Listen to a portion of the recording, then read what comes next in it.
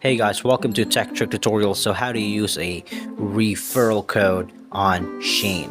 It's basically very simple. So first and foremost, go ahead and sign up if you haven't already. Navigate to account settings. So once signed in, click on your account icon to name the top right corner in Shein website app. This will typically open the drop down menu.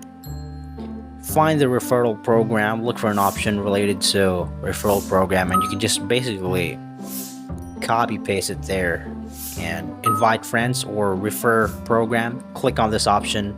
It'll automatically give you a referral link on which you could forward to any website you like or any social media platforms that you so chooses, especially Facebook. I like using mine on TikTok and Facebook because basically that's just the broader spectrum of audience when you in terms of audiences numbers basically. Okay, so that's how simple and easy it is. So I certainly hope this video is of any help for you guys. Thank you for watching Tech Trick Tutorials.